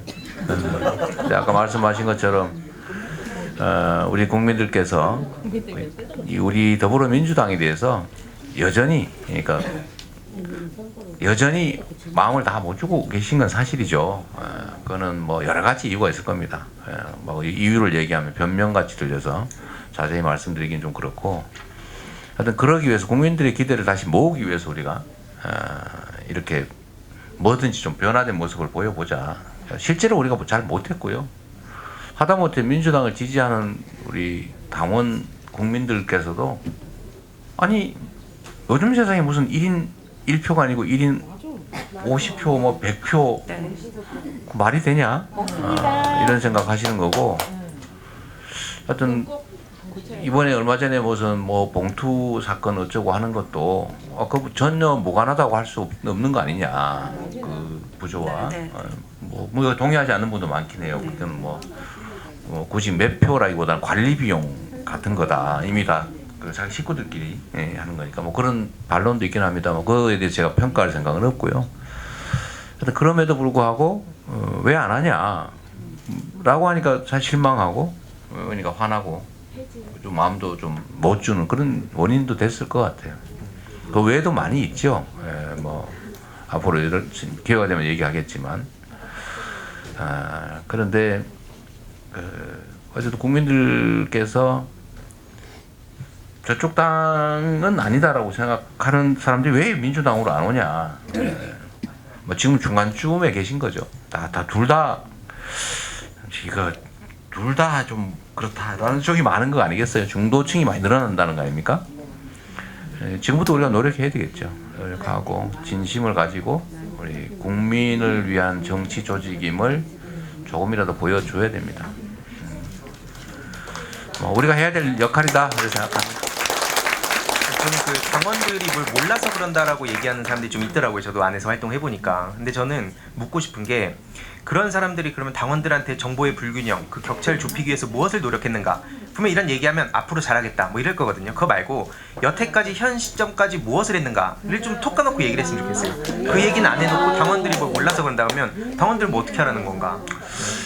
그래서 사실은 제가 이제 그런 구상을 한번 해봤는데요. 곧 아마 해야 될 겁니다. 오늘은 사실 일방적인 얘기를 하고 있는 중이고요. 네, 뭐 초대받은 여러분 몇 분하고 저하고 사실 일방적으로 우리 얘기를 하고 있는 거잖아요. 어떻게 해야 될지가 사실 고민이에요. 한번 확인은 또 해야 됩니다. 빠른 시간 내에. 그래서 그런데 이게 어떤 방식이 가능할까? 그게 제일 고민입니다. 우리가 말하는 뭐 저는 이런 생각을 해요, 대표님. 무슨 생각을 하냐면 이렇게 우리가 네, 그건 다음 기회에 하도록 하겠습니다. 이게 전달이 안 돼서. 그분들이 와서 들어야 된다고 생각해요. 네. 당원들의 이야기를. 그러니까 그게 어떻게 가능한지를 지금 고민 중이라는 말씀드리는 겁니다. 오픈하거든요, 다 같이. 우리가 어쨌든 뭐 적극적으로 이렇게 행동하는 당원들이 수만 명은 될 텐데 최소한 어쨌든 뭐 권리당원은 한 140만 명, 뭐 이렇게 되니까 그 개개인을 다 어떻게 할 수는 없고 그래도 대체적인 의견들을 좀 이렇게 취합하는 수렴하는 방법을 저희도 고민 중입니다. 어떻게 하는 게 좋을지. 그리고 우리 희희두께서도 한번 열심히 의견 모아보고. 임세은 식빵도 한번 식빵. 식당 욕 같은데. 진짜 갑자기 식은땀 나고 있어요. 여러 방법들이 있겠지만 그런 수기 과정이 필요할 거라고 생각하는데 그냥 딱 생각나는 것은 우리도 당원 소환제처럼 뭐 예를 들어 해당 행위를 하는 당이 있다던가 하는 부분을 당원 소환제로 불러 세워서 뭐 안 되면 뭐 제명까지도 갈 수 있겠죠. 뭐 이런 제도도 있으면 좋을 것 같다고 생각이 들고요. 그리고 밖에 계시는 우리 민주당을 지지하시는 분들도 가장 불만이 이거더라고요. 이제 너무 효능감이 없어졌다 당에 대해서. 그죠? 왜 물었더니 어느 하나 제대로 마무리 진 게 없다는 거예요. 예를 들면 바이든 날리면 때 같은 사안이 계속 반복되는 거예요. 그냥 흐지부지 지나가고 문제 제기했다가 흐지부지 지나가고. 그래서 어느 하나 매듭 딱 쳐서 진짜 끈질기게 하나는 붙들어서 쟤네가 저 이상한 짓을 해도 바이든을 날리면으로 듣는 말도 안 되는 얘기를 못하게 해야 되는데 그거를 제대로 못해서 답답하다.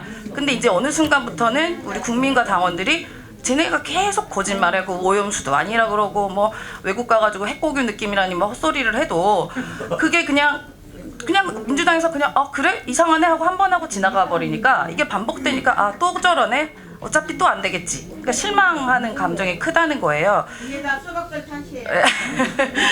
우리 수박 하지 말자니까요. 네. 괜히 그게 우리 여러분의 주장의 정당성을 훼손해요. 그래서 이제 지금 저 정치 검찰과 윤석열 정부가 사실 저는 이렇게 생각하거든요. 뭐 대표님도 마찬가지지만 거짓말을 밥 먹듯이 하고 조작 날조도 아무런 꺼리낌 없이 하고 있는 상황입니다. 그래서 민주당에서 이거는 우리가 공수처에 아무리 고발해봤자 어차피 공수처에 윤석열 라인으로 다 깔아놨기 때문에 그게 또 어떻게 수사할지 진짜 뭐 할지 안 할지도 전혀 모르죠. 지금 뭐 김건희 건도 수사 저렇게 하는 거 보면 당연히 안 할 것 같으니 아예 특검으로 이제 모든 걸 가야 된다. 그래서 지겨울 정도로 원내대표나 원내 계신 분들이 조직해서 특검을 계속 발휘하는 거예요. 귀찮을 정도로 쟤네가 뭐 말만 하면 특검, 거짓말 특검, 무슨 특검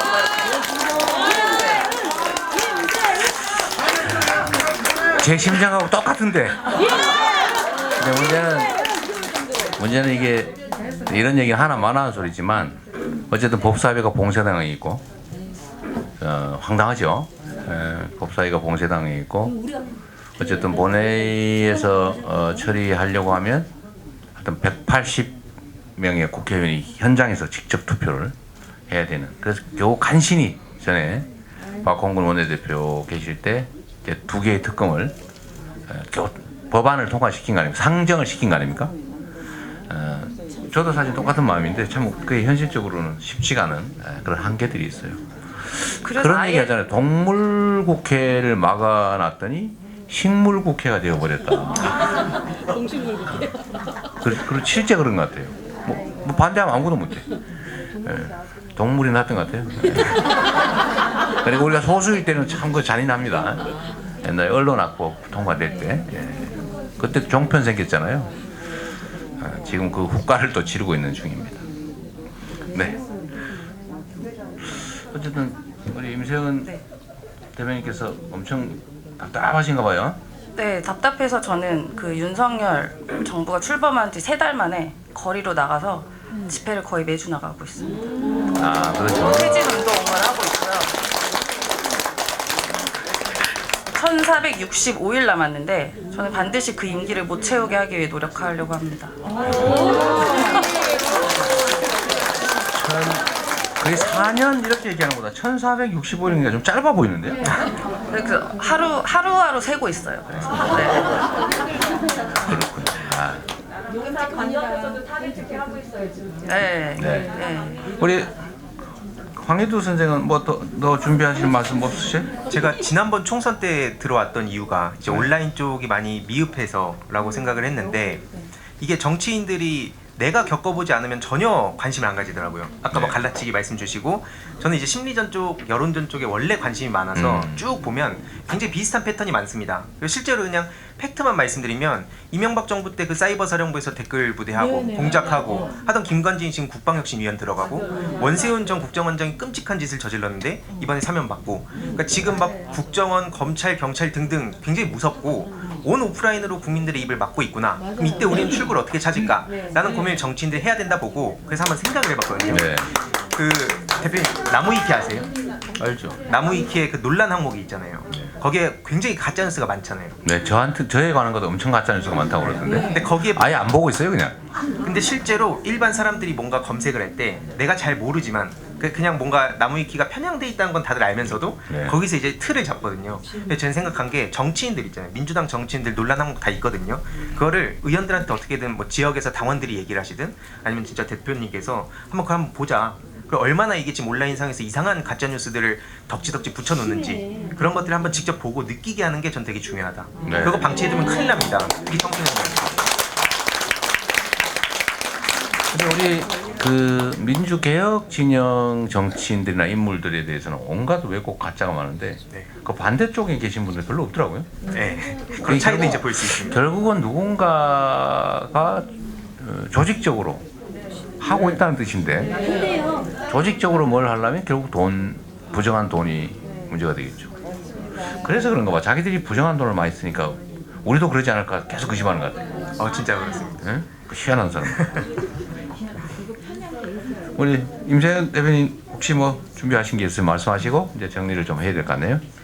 네, 그래서 제가 아까 특검 얘기를 계속 말씀을 드렸는데 이제는 그 특검을 발의를 하는 걸 지금 너무 어렵게 했잖아요. 지금 네. 주권도. 그러니까 아예 당에서 특검단 같은 거를 만들어서 이 윤석열 정부와 저 검찰이 조작 날조하고 한 것들이 있을 때마다 그냥 소수로 그러니까 그 건마다 특검을 계속 만들어서 쟤네가 지칠 때까지 해야 되지 않나.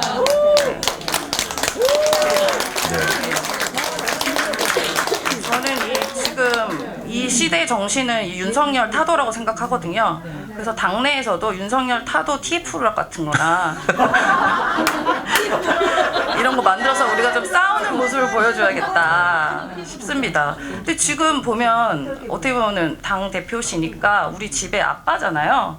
저쪽에서 깡패가 와서 우리 아빠 접해고 있는데 우리가 아빠가 문제 있다고 옷 뺏기고 지갑 뺏어가지고 밖에다 내보내는 것 같아요. 제 생각에는. 그래서 우리가 우리끼리 집안끼리 잘 아빠를 보호해야 우리도 칼 들고 깡패가 오면 우리도 같이 칼 들고 싸워야지. 아빠가 잘못했다고 뭐 그러면 되지 않겠습니까? 네. 이거 고맙다고 해야 되나 아니라고 해야 되나? 저도 마지막으로 네, 그냥 말씀하세요. 말씀드리면 지금 나무위키 문제랑 뭐 온라인 커뮤니티의 각종 심리전 이런 것들은 현재적 문제라면 앞으로 다가올 미래도 미리 민주당이 준비를 했으면 좋겠습니다. 특히 그 챗GPT 다들 아시겠지만 뭐 예를 들어서 굉장히 그럴듯한 내용들 사이사이에 되게 왜곡된 게 많거든요. 근데 기존에 있는 데이터를 먹으면서 그게 학습을 하기 때문에 지금 온라인상에 있는 데이터들이 그럼 어떠한가? 지형이 민주지형이 봤을 때 지금 뭐 5대5로 형평성이 맞다고 보는가 이런 걸 생각해보면 전 되게 무섭거든요. 그래서 디지털 시대의 민주주의 위기 전 정말 걱정이고 이 탈진실의 시대에 우리가 어떻게 싸울 것인가 당내에서 좀 그런 얘기들 많이 하면서 혁신을 준비했으면 좋겠습니다. 네. 네, 우리 두 젊은이, 젊은 정치인, 그러기엔 나이 차이가 좀 많이 납니다, 저랑. 젊은 프로게이머 출신. 지금은 아니시죠? 네, 흐흐드입니다. 흐흐드냐? 알레미 흐흐드. 두 분 말씀 잘 들었고요. 이제 우리 댓글이나 또 여기에 함께하신 분들 말씀 간단히 듣고 정리하도록 하겠습니다. 자, 감사합니다. 네. 고맙습니다.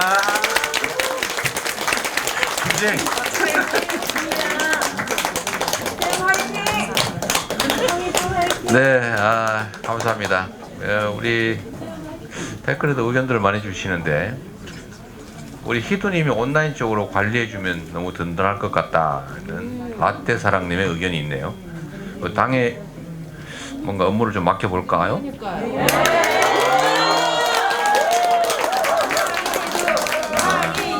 유배가님이 잘못한 게 없는 아빠를 두들겨 패니까 그게 더 문제다.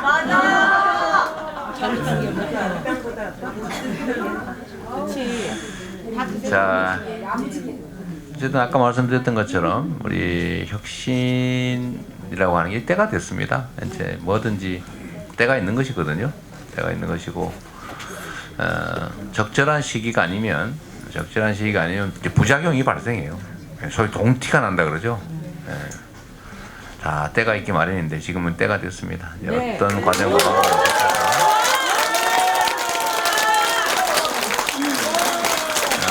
그리고 우리가 당 내에서 저는 그거 정말 권장하고 싶어요.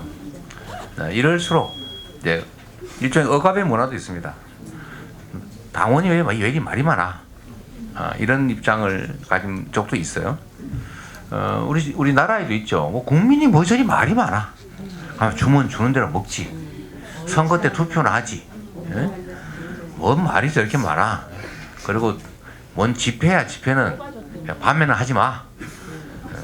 그런 거 있지 않습니까? 뭐 그런 예를 들면 이 나라의 주인이 누구인가를 잊어버리는 거죠. 이 민주당의 주인이 누구인가 이런 것들을 우리가 잊어버리지면 안 되고 또 주인으로서의 이제 역할도 잘 해야 됩니다. 꼬투리 잡히지 말아야 되거든요. 채통을 지켜야지 채통을. 의견은 당당하게 내자. 의견은 당당하게 할 말하고 행동할 거 하고. 다만 거기서 혹시라도 똑같은 말을 다르게 해가지고 반격의 빌미가 되지 않게 또 주변에서 혹시 그런 사람이 있으면 좀 말리고. 저는 민주당을 사랑하는 합리적인 대다수의 우리 당원 동지 여러분들이 그 본란의 요인들 그런 거 잘 안 할 거라고 생각해요. 그런 꼬투리가 또 잡히면 곤란하고 또 우리 안에 그런 이간질을 위한 그런 작업들이 있을 수 있기 때문에 그런 부분에 대해서도 우리가 경계심을 갖자라는 말씀 꼭 드리고 싶어요. 정말 우리가 넘어가야 될 산이 정말 높습니다. 저도 시민운동하다가 인권운동하다가 결국 정치 세계로 넘어왔습니다만 제가 겪어본 수십 년 이 정치 중에 정말 이렇게 무도한 경우를 보지 못했어요. 도가 없다, 도가. 아니 최소한 양식은 있어야 되는데 뭐 그런 것조차 전혀 없어요. 오늘 진성준 의원이 또 압수수색 당하고 있다고 하는데 한 1년 넘게 괴롭히더니 이번에는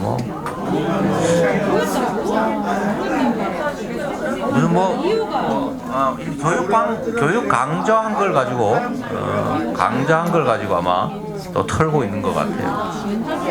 얼마나 저야 운명으로 당하는 일이니까 그런 거 하지만 정말 균형도 없고 절제도 없고 그다음에 네 편 유죄 내 편 무죄 이게 일상이 된 게 아닌가. 국가 권력을 이런 식으로 정말 편향적으로 남용하는 경우를 저는 정말 본 적이 없어요. 군사 정권 말고는. 그 군사 정권 이후에 유사 군사 정권들 그쪽은 그때는 척이라도 했거든요. 척. 균형적인 척, 합리적인 척, 이런 거라도 해요. 요새는 그런 것도 없어요. 그냥 뭐 어떡할래? 이런 태도. 선관위에서 선거 조작했잖아요. 참 그런 어려움들이 있더라 이런 말씀을 드리고요. 네, 이런 때일수록 사실 우리 더불어민주당, 권리당원 또 이 나라의 개혁과 변화를 바라는 합리적인 국민들의 역할이 정말로 더 중요합니다. 그리고 이렇게 열정을 가지고 이런 자리에도 함께 모이시는 여러분들의 역할은 더더욱 큰 것이고요. 잠 잘 주무세요. 잠 안 오더라도.